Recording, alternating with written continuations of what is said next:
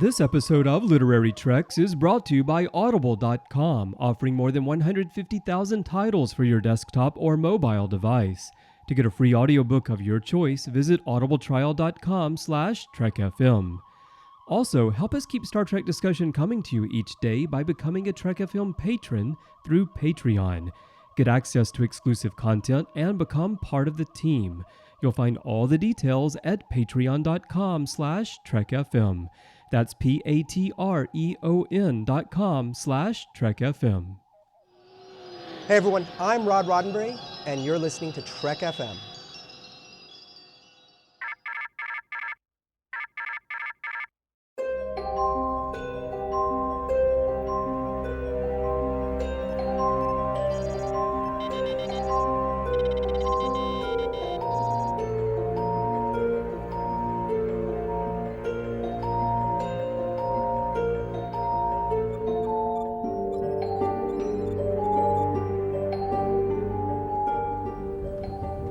Are you taking all these books?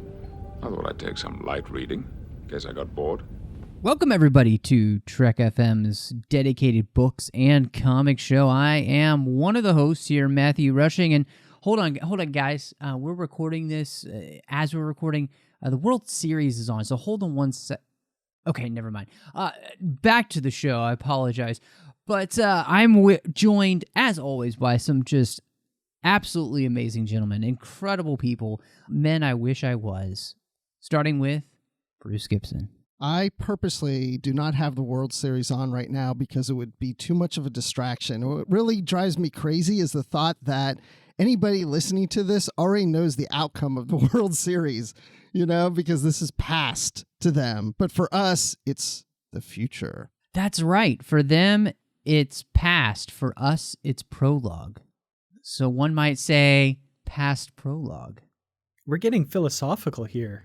Yeah, I'm we really loving are. this. We really are. And, of course, that is the dulcet tones of none other than Dan Gunther. Hello. I love it. I love it. Well, how could I respond to that in any other way? I mean, I don't know. I thought maybe you might do a little Lando. Well, what have we here? Well, what have we here? He pretty much is like Lando. He really is. He's like the Canadian I can't Lando. pull off that mustache. There's no way. I want to see it, Dan. I want to see it. I think I'm physically incapable. But yeah, no, it's great to be here as always. Well, Dan, Bruce, I'm so excited that we're here tonight. And part of that reason is because we got some fantastic news for everybody. And the first thing we have in that fantastic news segment is Department of Temporal Investigation, Shield of the Gods. The new ebook is going to be coming out. I'm so excited about this. We're going to have to wait till June, though, to see what's up with the characters here after Time Lock, which kind of gave us that to be continued. Yeah, this is great news, especially like you said, since we had that sort of a cliffhanger ending, or at least, the possibility for the continuation of that story. And I'm really glad we're getting that. I'm really glad that they didn't just leave it there. Like sometimes some storylines over the years have been left. We're actually getting a continuation of this. So really excited about that. And a great title, Shield of the Gods. It's very enticing. I'm really looking forward to this. I feel like, is it about Norse mythology maybe or something? Or Well, at least we don't have time in the title again this time. Oh, wait, I said time twice. But so now, from what Christopher has said, if you take this upcoming book along with Time Lock and the one previous to that, the three together, it creates almost like one novel. You could read it like a novel-length story. So that's pretty cool. So if you haven't read the previous two, read those right before this one, and it's like you read a big novel. what if the Shield of the Gods is time? So time is in the title. I'm just saying. Kind of cool. You know what's really cool, too? And fun note for everybody. I know everybody's been super excited that we're getting all of these audiobooks for Star Trek. Guess what? Christopher L. Bennett's new book, Face of the Unknown, getting an unabridged audio version. So celebrations all around for everybody. I mean, I gotta say, I don't know if maybe Simon & Schuster has been listening to our show, or they've just been hearing the outcry of fans and people who genuinely need audiobooks because they may happen to be visually impaired. And we have been fighting that fight for a long time on this show. We've had plenty of listeners reach out to us when we've talked about it, saying how they would love to have that because they would love to read Star Trek books.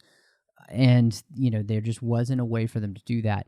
This is fantastic news. So I'm really glad that Simon & Schuster has decided to do this. And, with Audible, it's just a great way to get your content out there. Yeah, this is really cool because so we've got the Prey trilogy are all going to be done as unabridged audiobooks. And then the book immediately after that, The Face of the Unknown. I really hope this means that every release going forward will get an audio version because they're so great just for people who like to listen to audiobooks. And like you say, for those who have difficulty with the printed books, this is a really great opportunity to open up Star Trek literature in ways that, I think are really important. So yes, excellent news here for sure. Yeah, I think it's a good sign that it's obvious to me that the legacy books must have performed well enough as audiobooks in the sales area so that they saw that, hey, people are wanting these as audiobooks. Well, let's do a few more. I don't know if they'll do every new book that comes out, but it's a good sign that at least maybe half of them or the majority of them will come out as audiobooks. And like you said, Matthew, you can listen to them on Audible. And you know what? If you go to Audible and type in audibletrial.com/trekfm, you can get a free audiobook of your choice if it's your first time subscribing. Yeah, which, who knows? It could be Face of the Unknown. Well, guys, I'm really excited about, we've got some fun new comics coming out. They've got some great previews of what we're going to be getting in January. And I gotta say, I know that we talked about this after a show because we always end up talking before and after a show because that's just what we do. That Waypoint comic with the Deep Space Nine cast on it, holy Moses, that's awesome. Absolutely. This is the one I'm so incredibly excited about. As you are, Matthew, I'm a huge fan of Deep Space Nine. And seeing these guys back together on the cover of a comic is so exciting. We've got, the late Deep Space Nine versions of these characters in those great First Contact uniforms. And man, I'm really excited to see what this issue's all about because Deep Space Nine, that just sells it for me right there. Well, all new Deep Space Nine we're getting is in the novels, and it's been past the series, so it's great to kind of come back to the series again and see a story that takes place in that time period. Well, the only thing is somebody's missing from this comic. I'm a little sad to see that the whole cast is not on here because I want this to be like my wallpaper for my phone, and I was just disappointed that we're missing somebody. Did you guys notice that? We're missing. Yeah, Who? Wait, Dan. Who do you think? I have an answer. Well, we're missing a couple people actually. If you want to go by main cast, so we're missing Miles. That's the most glaring omission here. You got to have some Chief O'Brien love. He's the everyman of Deep Space Nine. He's just the heart and soul of that station. But we are also missing Jake, which maybe some people don't care about as much. But you know what? He's a main cast member. He should be on there too. Yeah, and we're missing Morn. And Morn has never gotten the credit at the beginning of the show like he should have. But I can see why they wouldn't want to put Morn in a comic because he talks so much that he would just take up all the dialogue. So it's probably good that he's not on the cover. He shouldn't just be in the opening credits. He should have, starring Mark Allen Shepard as Morn, also starring Avery Brooks as Benjamin Sisko, and the rest. But, it's Morn's show. He is the central character of Deep Space Nine. Yeah, the guy never talks, but so what? So? Just, that doesn't mean he's less important than the captain. No, he does talk. We just never hear him on the show. That is true. He's a big talker when we're not around. and he's still got more character development than Harry Kim. So, yeah, that is true. And so rude. Seriously, guys. If you're gonna talk on the show, you should have your name in lights on the show. So come on. Agreed. They should. But I'm going to give you something else that's going to lighten up your life. We have a new Star Trek Green Lantern Volume 2 cover here that we're looking at. And now, Matt, I know that you're big into the comics. Who's the main villain in Green Lantern? That would be Sinestro, which it's great because he's actually on the cover, so I'm very excited about that. And, the last time that we talked about these comics, I was very excited to read them. I really enjoyed the series. I thought it was a lot of fun. The enjoyable thing is that, I've been reading a lot of Green Lantern comics in general, and I'm just getting really excited to have this series back. Because again, for myself, I've really enjoyed it. I thought that what they did the last time was a blast. And so I can't wait to see where we go next with the Green Lantern series with Star Trek. Yeah, this is pretty cool that they've basically kind of created their own little continuity within the wider Star Trek continuity with the Green Lantern ongoing story. So, it's pretty cool. Another thing we have here is a couple of variant covers for issue 4 of Boldly Go, which is kind of the continuation beyond the ongoing comic series and beyond. Too many beyonds there. But that's just beyond comprehension. I like Beyonce. Right. Yep. Wrong beyond. Come on, guys, get on track. But yeah, some really cool covers here. One of them, I should warn you, there's a bit of a spoiler if you haven't been reading if you haven't read the first issue of Boldly Go. Bit of a spoiler here. But we get a Borgified Spock by the looks of it on issue 4. So this current story they're doing looks to continue at least through 4 issues, if this is any indication. Well, at this point, we've only read issue 1.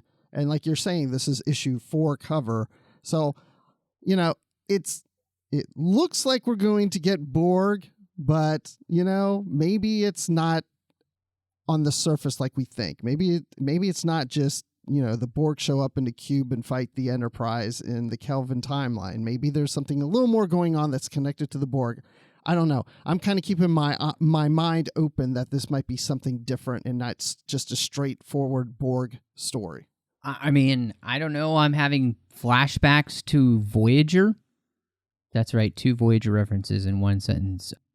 Oh, please tell me that they're not going to, willingly become Borg to defeat them. I don't know if I can handle that. But I hope it's good. I'm really hoping that the series is good, and it'll be interesting to see what happens and how they work this, because I think this is a thing where it's really difficult. You're going to bring the Borg in. You got to make them feel like they fit and feel fresh somehow, which honestly I think is just going to be a tough thing for anybody to do. But I want to trust this writing staff to be able to do it. And so I have high hopes that it'll be good. And so, prove my hopes right, guys. So that's all I'm hoping. Well, in other news, we have one last thing that I'm really excited to talk about, because there's actually a Star Trek comic art exhibit in Pittsburgh, Pennsylvania, as we speak right now. It started on October 28th, and it runs through January 15th of 2017. And you can actually go to the Toonseum, it's like cartoon and museum in one, Toonseum in Pittsburgh, to see a tribute to the Star Trek franchise in comic arts. And this is all part of like a STEM career initiative that they're doing, so it's somewhat educational, and it has inspired professionals to do Star Trek themes and comics and whatever, I don't know, but it's something you definitely want to check out. And I have a business trip I'm going to plan to Pittsburgh to go see this. If anybody wants to go with me, tweet me, because maybe we can meet up there, because I'd love to walk through it with somebody than just by myself. That's really cool, Bruce. By himself. Bruce don't wanna be all by himself. Sorry, guys. My bad. Never apologize for singing. It's a joy, and we're gonna miss it. Oh, there are other people who are like, oh, thank God it's going to be gone. We'd never say that. I've been taking singing lessons, so when you're gone, we can sing. Aw, well, that'll be great. I'll be excited that somebody else will be singing, and I'll just get to listen. But yeah, no, Bruce, that sounds absolutely incredible. You'll definitely have to share your experiences with us when you get back. Yeah, anybody who's in the Pittsburgh area, check this out. This looks really great. Well, guys, I think that's all that we have in news today, but couple of things for everybody, of course, that we want to let you know about us and where to find us, so that if you're excited about the network or just want to know more about us, you can find all that out. Best place to go, you can start off at our website at trek.fm. That's a great place to start. You can find out a lot of information about all the different podcasts we have, and we have so many. I mean, I kind of get lost sometimes in how many we actually have. So be sure to check all of that out at trek.fm. Of course, we're on Twitter at TrekFM, and we're on Facebook at facebook.com/TrekFM. And Bruce, if they'd like to have a good conversation with us, there's a really good place to do that over on Facebook. Where can they find us? Well, they can find us by searching in Facebook for the Babel Conference. Now, type Babel Conference in that search field, and it'll take you there where you can join, and you'll be accepted in the group where you can talk with other Trek FM listeners. This is a private group for just Trek FM listeners, so we can talk about Star Trek day and night. And trust me, we do. There's always conversations happening there. And 2 a.m, I'm there talking about Star Trek. Absolutely. Now, Dan, there's one more great place that you can find us, and that is Goodreads. Absolutely, Matthew. If you go to goodreads.com and search for Literary Treks, you'll find our group there. In that group, just ask to join, and one of us will let you in right away. We have bookshelves in that group covering all of the books we've previously talked about on the show, as well as a currently reading section, so you know what's coming up for future shows. And of course, there are always great conversations happening about all the books and comics that make up the entire Star Trek universe happening in our Goodreads group. There is not much in this world, guys, that I like more than when we get together to talk about a Star Trek book. Now, on top of that, there's not much more that I like in this world than getting together with you guys, talking about a Star Trek book, and that book happens to be by Kirsten Beyer. And who would have thunk, that's right, that it's a Voyager book. And we are talking Children of the Storm tonight, and I'm so excited to jump into this one.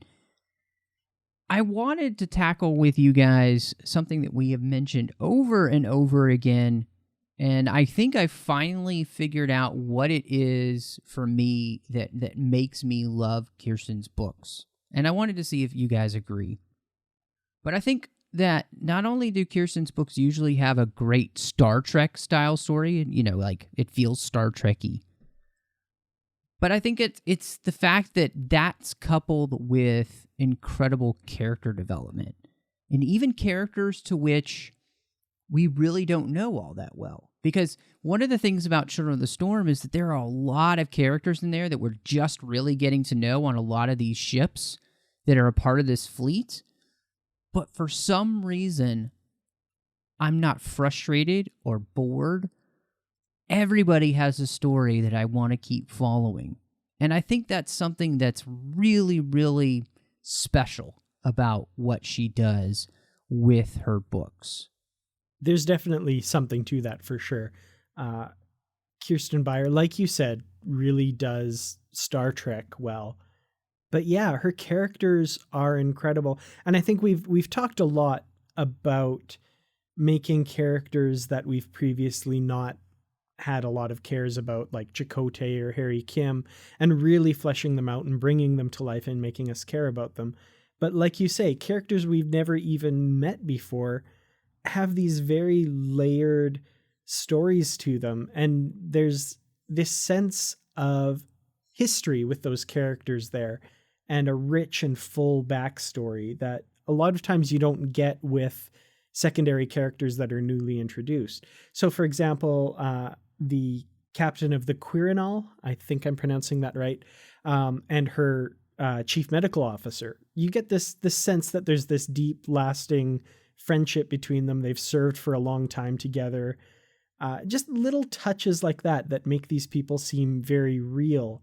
And then by the end of the story, people that you really care about.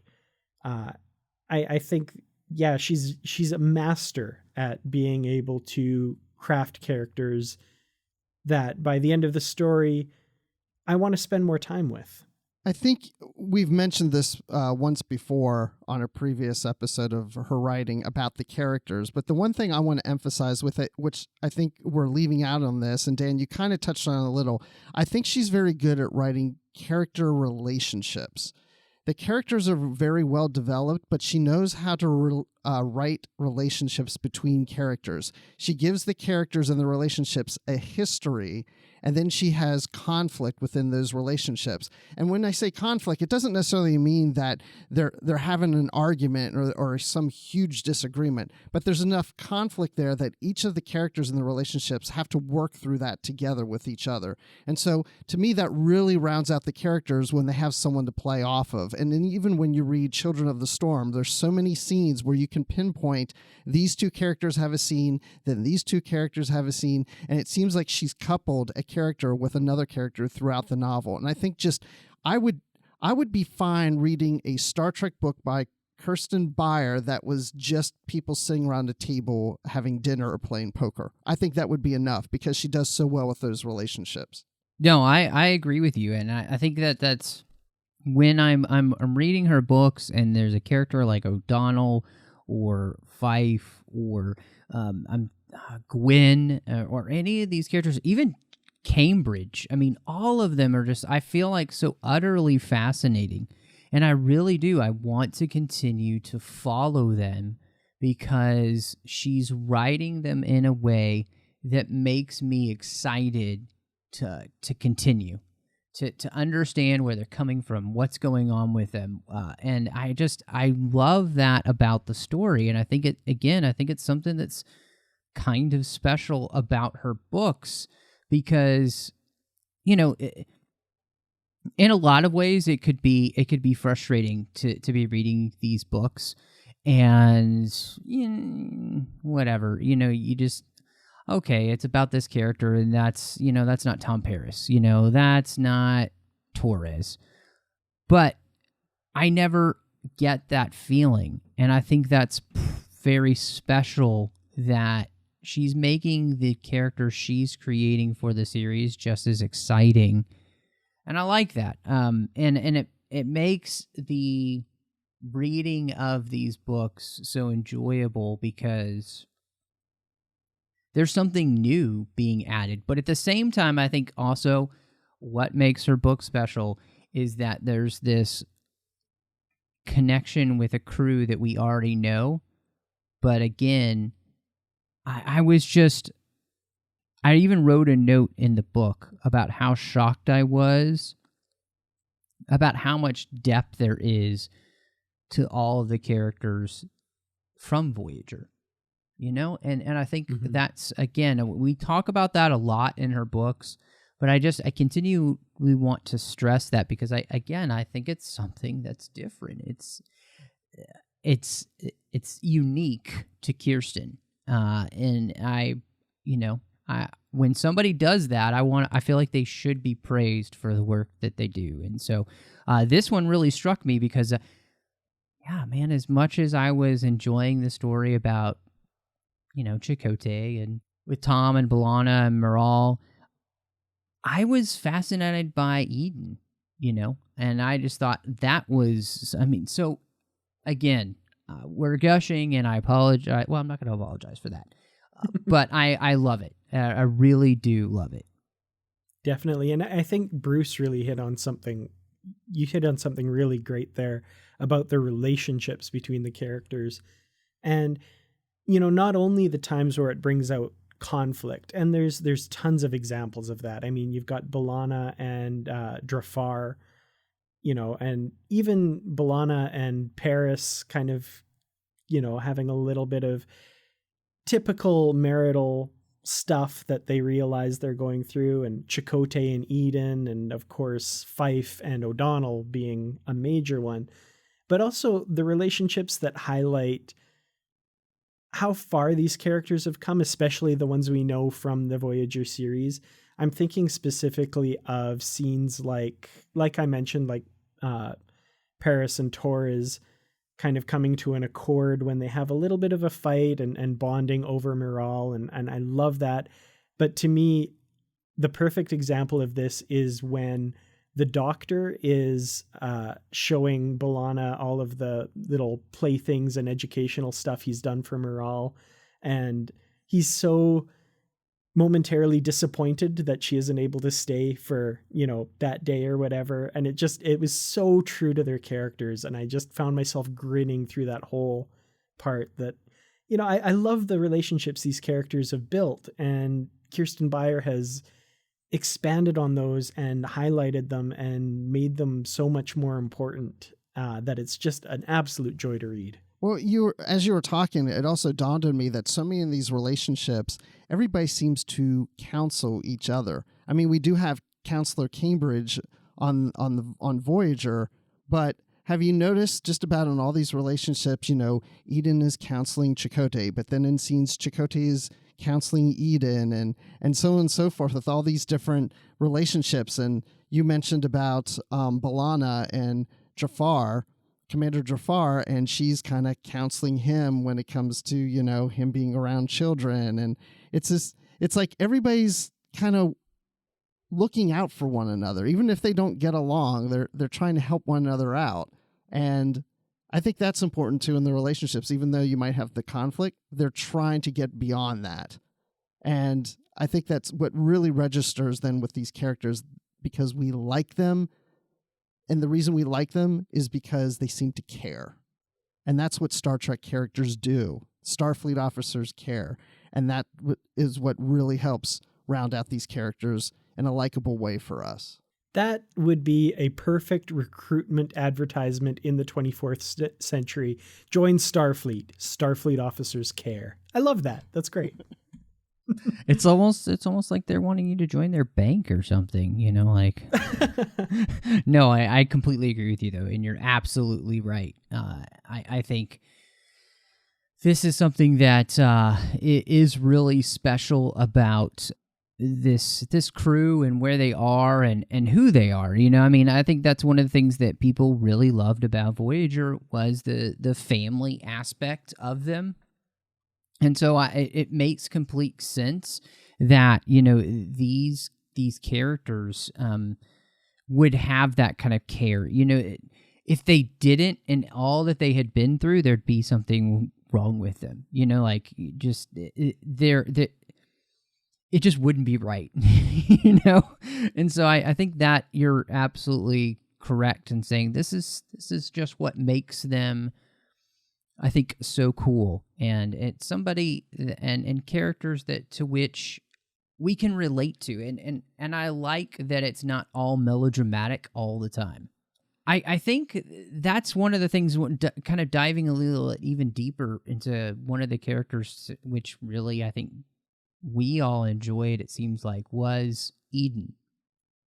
And I love the way that you guys put this on the outline, the way to Eden, because Chakotay is having a very difficult time understanding her style.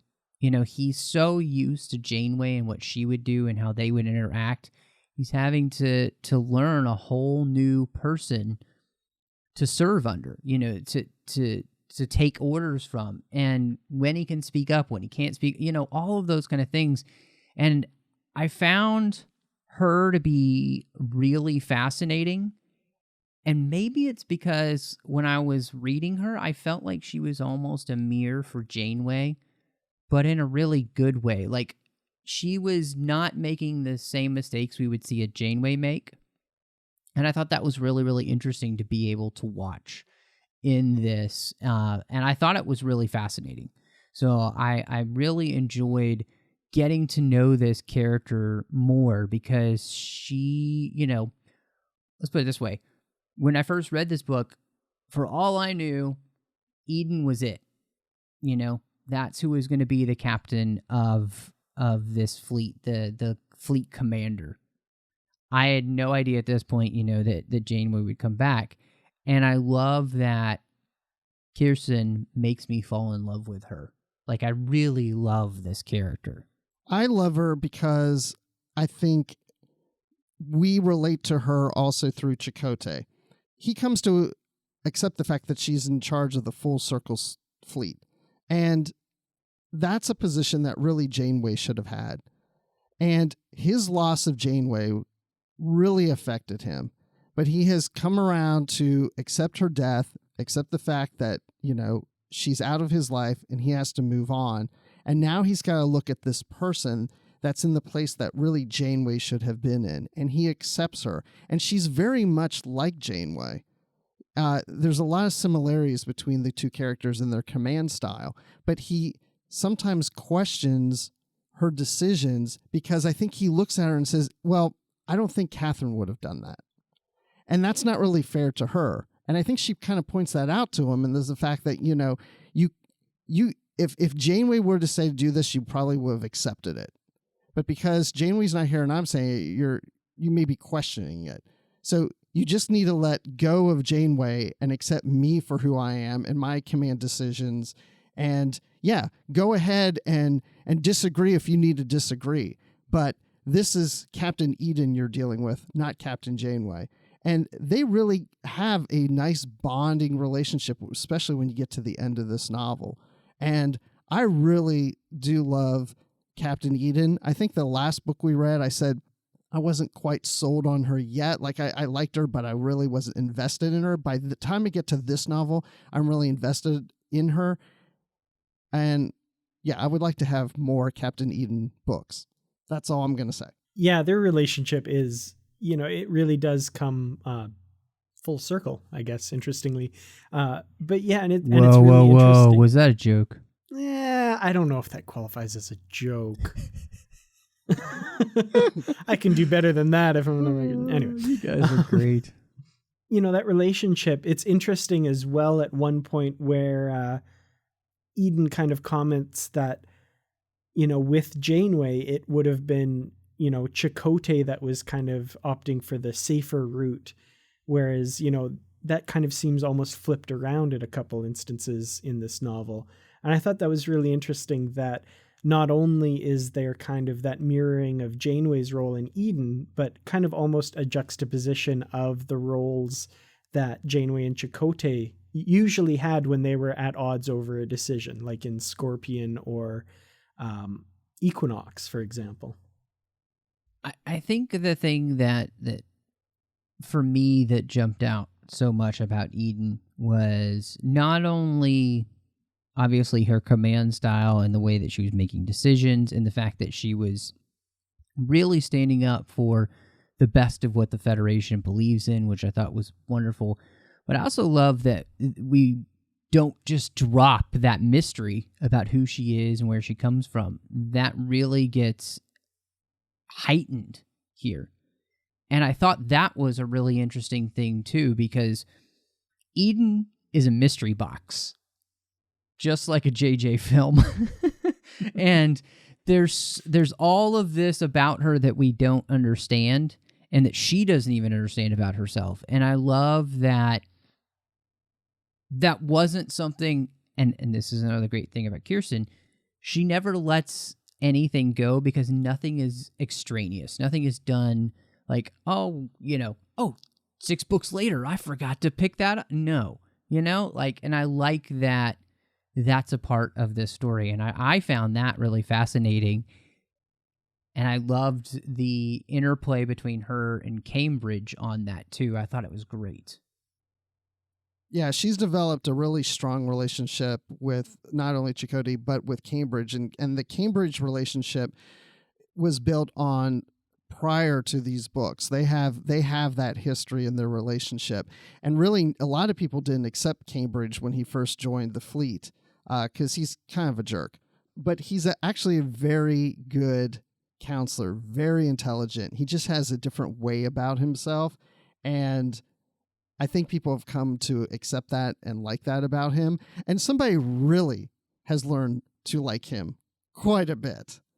Actually, bit of a crush. Now, who do you think would have a thing for such an arrogant, pompous counselor trying to help people on a starship? I mean, who would go for something like that? Well, I mean, obviously, who do we know that's been a little bit cold and distant, over the time they've been a character. And so we're talking about Seven, obviously. And I want to say that, I've read this novel before, so I knew, it was coming, but I still laughed out loud at that scene in Astrometrics when she just straight up says to him, "You're an ass." Just picturing Seven of Nine saying that to someone. I love where her character has gone and how this relationship between the two of them evolves. And it feels very real in a kind of an odd way, because you wouldn't expect that to. It's almost like an old movie to me. It's like her saying to him, "You know what? You're an ass, but kiss me anyway." It's funny that you say that, because all I can think of, they're having that conversation where he apologizes and she's about to say something, and he puts his finger on her lips and he says, "Let me stop you from saying something that you'll regret later on." And it's the exact same thing that happens in You've Got Mail with Tom Hanks and Meg Ryan. And their relationship is just like them, because they hated each other at the beginning of the movie. And then, of course, they love each other by the end, and that's exactly what's happening with Cambridge and Seven. And so it's kind of funny to think of. I kind of think of him in like a Tom Hanks way now. Like Cambridge looks like Tom Hanks, and that's the great thing about Tom Hanks, is that he can kind of be jackassy and still be lovable all at the same time. So I love it. Their relationship just had me grinning from ear to ear with the way that it's come about. And it makes sense that Seven would be attracted to somebody who is so comfortable in their own skin, that knows themselves in and out and accepts their own faults for who, Cambridge knows exactly who he is. He knows what all of his faults are. And yet he's not overconfident. He's just confident anyway. And I think that's something that Seven wants to be. And of course that's attractive to her. And their relationship is fantastic. I mean, the reason, that she can call him an ass, it's awesome. Who else could bring that out in Seven? Like, that's amazing. Not Chakotay. No, I don't think so. Well, they both bring a more human side to each other, because she is very cold and she's now deborgified in a sense from the events of Destiny. And Cambridge, we've come to get to know more that he's, not just as much of an ass as he appears on the surface. So we're peeling the layers off of these characters and realizing that, they are more human, and they're bringing that human aspect out of each other, which is really nice to see in those two interplay. I like this relationship a lot better than Seven with Chakotay. That just seemed, kind of forced in the series. It was okay, but this seems so maybe more because natural. it was forced in the series. Hey, these two characters haven't been together. Let's just throw them together with somebody. All right, these two. Well, at least it wasn't Neelix. Oh, God. I feel like, just to kind of go on a tangent here, Chakotay and Seven together, like what was that? Like, they're both kind of wooden and unemotional, but for very different reasons. Like, who ever thought that would be a good idea? Anyway, sorry. I don't know. So, okay. Well, we could... Wow. We could keep talking about Seven and them all the time. But it's really interesting, I think, this whole idea of the life, and the children of the storm, which I like to think of as intergalactic Tinkerbells, because they can only have one emotion at a time, which made it really fun to think of them as almost like fairies in space. Space fairies. Anyway, I love this creation because it is so ridiculously Star Trek to think of just something so out there. I mean, the fact that these are all birthed by a larger version of them as basically thoughts. It gets really esoteric, but it never feels inaccessible in any way. And I think that's something that's really, really cool about the story here, because it is very alien as a life form, and yet it also seems kind of familiar all at the same time. Yeah, I mean, the children of the storm are truly alien, and it lends itself to a very Star Trek story in that, we're able to come to an understanding with these creatures that are so vastly alien from ourselves. And that's something that I think Kirsten is just really able to bring across in this novel. There's a reason that I, jumping ahead to what I think about the book, I think this is my absolute favorite novel by Kirsten Beyer, which is a very, very high bar. And it's just such an incredible amount of imagination to come up with this. Even though, certain things about it seem familiar, it's just so out there and so cool. And just a really great way to tell a really lovely, at its heart, very Star Trek story. Yeah, these fairies, I didn't think of it as fairies, but you're right. They're like, just glowing balls. They're like fairies. They are just in this singular emotional state. They each have their own play. I mean, it can be angry, it could be sad, whatever the emotion is. Each of these balls of light, which has different beings within them, have a certain purpose of their own. They kind of have their own functions. So when they meet together, they can couple together with the functions of what they're trying to accomplish. It's a little bit complicated. I'm probably not explaining it that well. That's why you really need to read the book. But, they get to a point where they feel threatened because the Borg has come to the realm of space at one point and was destroying life on planets. And not talking about intelligent life, but just, anything that is life, plant life. And because they destroyed all the plant life, this really upset the children of the storm. So when we have our fleet come in, they see them as a threat.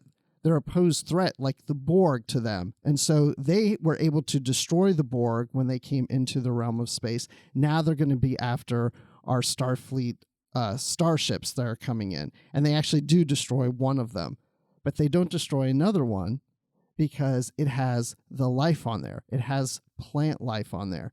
And that's something that they want to bring back. And it's something that they're entertained with, which was really kind of weird, because it's like the lights, these balls are going to ignore trying to destroy a starship because they're entertained by life. And so now the crew's running around trying to plant seeds and grow plants to try to protect themselves and continue to live on.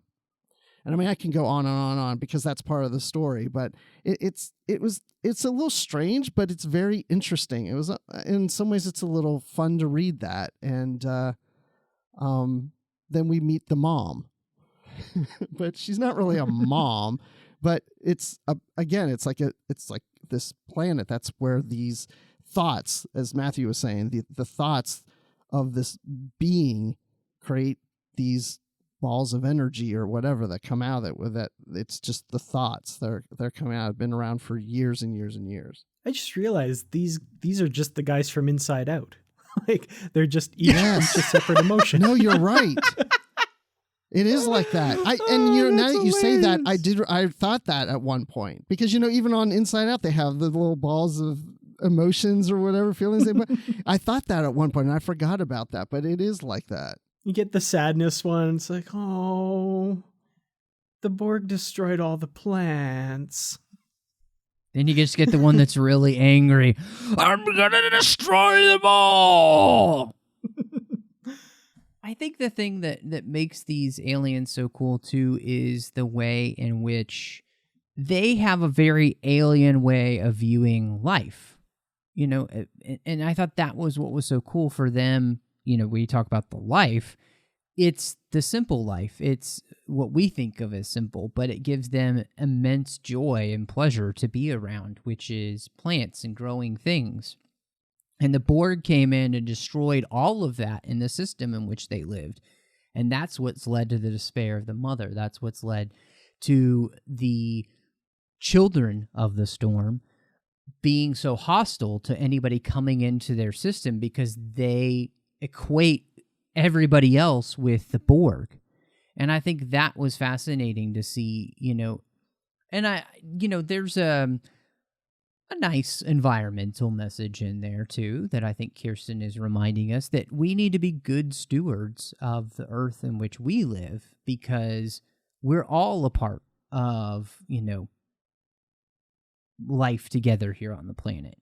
And to not just willy-nilly destroy things for no good reason. I mean, no strip mining, just come on, be smart about this, human beings. So I liked that connection as well. And it's not over the top. It's just right there. And it's a great reminder of what we as human beings are supposed to be, which is good stewards of the earth and to take care of it because that's our home. And so I thought that was really nice in conjunction with, these aliens who had their whole life, their whole way of life stripped away from them by the Borg. And it was interesting to see, too, the way in which the Borg have affected species, beyond humanoids. They've had, and just so when you think of trying to destroy the Borg, it really just doesn't make you feel bad for the Borg. The fact that if they had gotten wiped out by some sort of plague or Picard had said the virus or any of those kind of things, it really doesn't. It doesn't make you feel bad. So yeah, and I mean that environmental message you're talking about. That's just another way in which this story is very. A very Star Trek story. I mean, that's been a part of Star Trek stories, very obviously Star Trek IV, The Voyage Home, being good stewards of the Earth and the idea of unintended consequences. The Borg rampaging across the galaxy, we think of their effect as being, wiping out civilizations and species. But, this was a huge, unintended side effect of that is wiping out this simple life that means so much to these creatures, and is important, is very important, and something that maybe isn't foremost on your mind when you're thinking about matters of life and death and that sort of thing. But they can have a huge impact on life. So it's a really great message that I think, like you said, is subtle, but it's definitely there. I was a bit surprised that officers weren't more upset about these hostile children of the storm because they did destroy a starship and all the lives aboard there. And I mean, I felt like they were doing everything they could to protect themselves and to get away from this alien race and then try to figure out the alien race and communicate with it and do everything that you're supposed to do in Star Trek. But I don't feel like there was enough hurt, anger, whatever, hatred in them about this being that is just killing them for we don't know whatever reason, but they killed a whole starship of people. I just felt like there should have been a little more weight to that. And maybe even trying to overcome that anger and try to push it aside, but making that very difficult to do because they've lost their friends. And that's the one piece that I just felt like was missing. I don't know if you guys felt that same way too. It seemed too like, oh, they destroyed the ship. Well, we got to protect ourselves and let's figure out this alien race. I think for me, I didn't think about that as much because it was a starship that I didn't really know anybody on. And that's my fault for not thinking like that because, yeah, it's just a starship of people we didn't really know. And when I think about it, neither really did anybody else in the fleet because they haven't been out there that long. But I think that is where you see Fife and O'Donnell having their battle because I think Fife is very much in that camp. he's the one who sees them as dangerous and doesn't trust them and is angry about losing the ship. And that's where I really picked up on that. And I also actually picked up on that, I think, with Chakotay, who is much more standoffish when it comes to, reaching out with an olive branch or taking a chance with these aliens. So those two characters I felt like were the ones that were kind of portraying that kind of feeling. So, but I understand what you're saying, Bruce. That is one of the things about Star Trek characters. They do tend to a lot of times be a little bit more forgiving than maybe we would. And I guess maybe that's probably what they're trying to say, is that hopefully we've maybe evolved in the future. So I don't know. What do you think, Dan? Yeah, I mean, I certainly see your point there, Bruce. And we do get that perspective, like Matthew says, through Fife, and also the character who first came in telepathic contact with the creatures, makes a very impassioned plea to Eden to, abandon Demeter and leave because they're too dangerous and they can't be reasoned with and that sort of thing. But yeah, that's an interesting point I hadn't thought of, to see that kind of wrestling with, we have to try and have an accord with these aliens, but I'm so angry about what they've done. That's an interesting point that I hadn't really thought of. And again, I think that's a bit of a failing on my part, not really getting to know Captain Tamar and the crew of his ship all that well, and not really thinking about that for sure. I think part of the point of the book is to show that going down that path is ultimately self-defeating. For example, with Fife, he just gets lost in himself with how much hatred he ends up having. So much so that, and I highlighted this part because this kind of blew my mind, when O'Donnell is outside the ship trying to inject the life into the bubble of the Children of the Storm, which is a weird sentence I never ever thought I'd hear myself say. He thinks to himself that his only solace was his absolute certainty that once O'Donnell left the ship, the odds of his safe return were infinitesimal. So at this point, he's actually hoping that his commanding officer is killed so that he can retaliate in full force against the Children of the Storm. And it's amazing how far down that path he goes in his own mind, and how much those feelings of hatred just end up consuming him and having him make decisions that, we would certainly say are not befitting of a Starfleet officer. And I think the book was really trying to say that way lies madness, and that's not the solution. Weapons of war should be, tools of last resort kind of thing. I thought that Fife was driven, his madness is driven more so about his opinions of the craziness that's in O'Donnell, and less about how he feels his hatred on the Children of the Storm.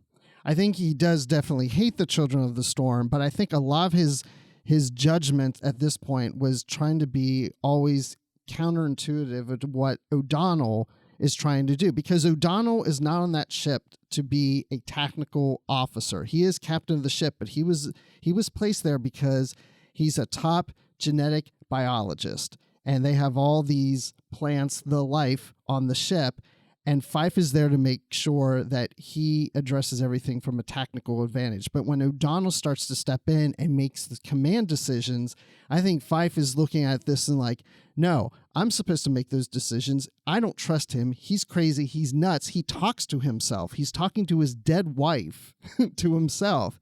The guy doesn't have his head straight, and he loses confidence in O'Donnell, which I don't think he ever really had in the first place. So I feel like a lot of Fife's actions were almost like, okay, I know this is going to sound silly, but it made me think this. Fife made me think of Barney Fife on the Andy Griffith Show, and there's times that Sheriff Andy wants to do something, and Barney Fife's like, no, Andy, we got to do something else instead, Then we find out that Sheriff Andy Taylor was correct and O'Donnell was right. and Fife was wrong. I never thought of that with the Andy Griffith Show. That's brilliant.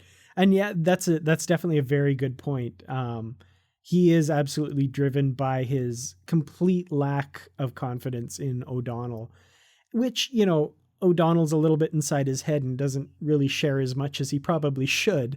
But also I think at that point that, you know, Fife was so far gone at that point, it wouldn't even matter. I think what O'Donnell said, he would think the guy's crazy. Absolutely. That's a very good point. Well, and one of the things that I liked about the story was the way in which O'Donnell really exemplifies the best of Starfleet, even though he is eccentric because he's a genius. And yes, he's talking to his dead wife. I love that we're shown why he's doing that, one, because and how horrible it was what happened to them. But two, I loved that he forgives Fife. He doesn't really punish him.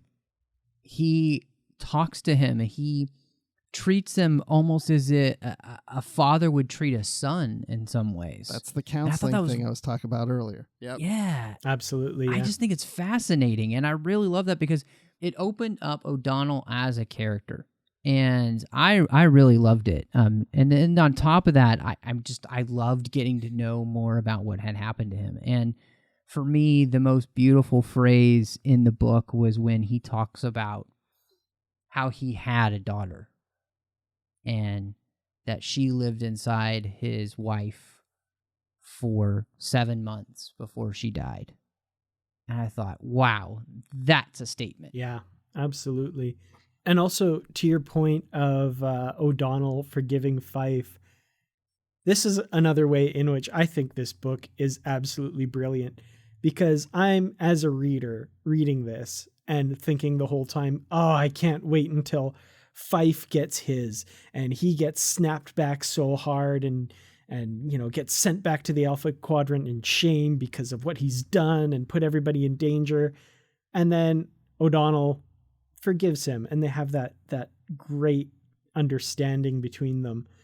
And I, as a reader, kind of am taken aback and realize I was feeling vindictive and revenge seeking as well. And dang it, Kirsten, you did it to me again and showed that, no, that's not the right way to handle things. And, you know, maybe I think Fife got off a little easy, but at the same time, the end result, you can't argue with it. And everything's resolved and in a much better way, I think, than it would have been had I been the one making the decision about what happened with Fife there. And that really says something to me too, that, you know, oh man, that's another way in which these ideals can really be put to the test, is how do you treat someone who you feel has put everyone in danger and done wrong? You know, how do you treat them? A captain is responsible for the actions of his or her crew. And I think that's why O'Donnell let Fife off easy. Because you're right, he was left off easy for this, but I think O'Donnell is taking the blame for it. O'Donnell blames himself that he should have communicated more effectively with Fife, made sure that they both came to an understanding, made sure that everything was in line, because O'Donnell thinks that Fife reacted the way he did because he didn't handle Fife correctly, and he didn't handle the command of that situation correctly. So I think he let Fife off the hook because I think O'Donnell feels like it's his fault for what happened. And I like that too, you know, that, like you're saying, Bruce, the idea of just taking personal responsibility for the things that you are responsible for. And the fact that him and Fife didn't have a good working relationship and find a way to build trust, especially since they do have a very unique command structure, is partly, I think, O'Donnell's fault for just not spending the time to get to know this man who they really do. And in a lot of ways, they need to trust each other more than just about any other captain, first officer relationship. So I thought that you're absolutely right. It made for a really fascinating story point with these two characters who, again, are completely new characters to us. I mean, yeah, we had them in on Worthy and some a little bit in Full Circle, but we're just starting to get to know them, and I think it makes for a really fascinating story that they're interesting. I think one of the things that I like about this book, and you were talking about this earlier, and I think that kind of sums up the whole thing, is that, this book is really Star Trek. The idea of approaching the thing that scares you, but not letting that fear rule you, and putting your best foot and your best ideals forward and following those. And it's a really interesting thing when you think that these characters have just been involved with the worst massacre the Federation has ever known with the Borg, and this is where they're trying to go out and go back to not being driven by their fear. And I love that. I think this book is key to seeing that happen in the Star Trek universe that has had just one thing after the other awful happen recently. Yeah, and going back to something Bruce said about counseling, like, this is almost a case where all of Starfleet and the Federation, needs a bit of counseling here. And Fife is kind of the embodiment of, this new generation of Starfleet officer that, the only Starfleet they've really known, or the one they've known for most of their career, has been the one that's been, massacred by the Borg and gone through the Dominion War, and just, kind of one conflict after another, culminating in billions dead. I mean, that's an unimaginable scale of destruction that they've been through. And this kind of idea that this old guard of Starfleet officer, like O'Donnell, kind of from the generation of Picard in TNG, the diplomat, the explorer, as opposed to the soldier. And it's an interesting point in the Federation's history. Like Valeris said in Star Trek VI, a turning point has been reached in the affairs of the Federation, and we've come to it again here. Will they go out and seek out new life and new civilizations and be brave explorers willing to face down threats, not immediately going for the phasers and photon torpedoes, but instead being thoughtful and engaging and open-minded. And that to me is, I'm getting a little bit starry-eyed and overly optimistic here, but that to me is what Star Trek is. And Star Trek's a lot of things to a lot of people. A lot of people really like the war stories and the battles, and there's a place for that too, for sure. But for me, Star Trek is a template on how to live your life, how to be a better person and a better human race. And I just love that the message of this novel, at least to me, seems to be pushing that idea forward. I vote for Dan for president. That's all I have to say, because everything you just said was perfect. Like, I don't even want to say anything after that, because it's exactly how I feel. Good Star Trek doesn't always have to be, a villain trying to destroy Earth or the Federation. It's just about exploring. It's about the human condition. And it's about, it's modeling what we really need to be doing in our own lives to make humanity and the people around us and everything a better place. I guess there's only one thing left for us to talk about, and that is probably what we would rate Children of the Storm. Well, I think it's probably going to be no surprise, because I've mentioned earlier in the podcast, I think this is Kirsten Beyer's best book to date. I absolutely love this story. I can't really say much more than I've already said about it. It typifies to me what Star Trek is all about. And I think a work of Star Trek fiction can receive no higher praise from me. So I would definitely give this one an entire sphere full of freshly bloomed new species of flowers that seed galactic peace across the universe for all time. Very good. Well, I would say that I really don't have that much more to say, except that I really do enjoy the book. I think each of these stories are getting better and better in the series, or at least I'm getting more invested even into the characters. So maybe that's even why it feels like they're getting better and better. So I would say that I would give this a full army of pixies and fairies. I'm right there with you guys. I think this one is fantastic. I love this book. I'm so glad we're back rereading them. And man, rating wise, I think I'm just gonna have to say this is 4.5 out of 5 raised starships. What an incredible story too about a starship that they crash and then they fix up without going to Starbase. Pretty awesome.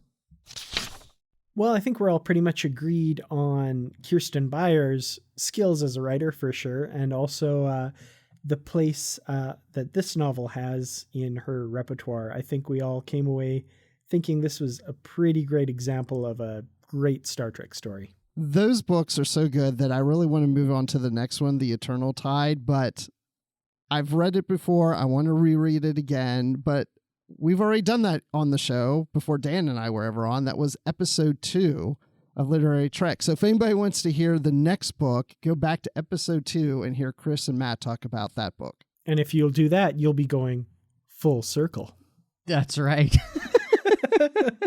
Well, I love the fact that we've gone back and done this, with Kirsten being on the writing staff now. We've covered all of her Voyager books, which is fantastic. I guess she did have one other in the String Theory series, and so we haven't covered that one, but we've covered all the relaunch, and that's really wonderful to have done, especially since we'll have the new one coming out next year. But really so thankful for everybody on Patreon and our associate producers through Patreon who help make sure that this show and each and every other show on the network keeps coming to you every week. We've got Brandon Shamatella, Ken Tripp, Bruce Gibson, and Norman Lau. Thank you so much, guys, for your support of the network. Now, they know we're a listener-supported network, and that means that we definitely cannot make this happen without listeners just like them. Every little bit helps, so go over to patreon.com/TrekFM and see how you can become part of the team and make sure that everything that we do here on Trek FM can continue. Now, guys, been a blast talking about this book. Now, Bruce, when you're not busy rebuilding crashed starships, where can we find you? Well, you can find me on Twitter at Admiral_Rex. Put that underscore in there, Admiral_Rex. And you can also find me talking Star Wars with Riley and Mark on the Star Wars Report podcast. And Dan, when you're not being an ass and hitting on 7 of 9, where can people find you? Such language from that former drone. I was really surprised at that.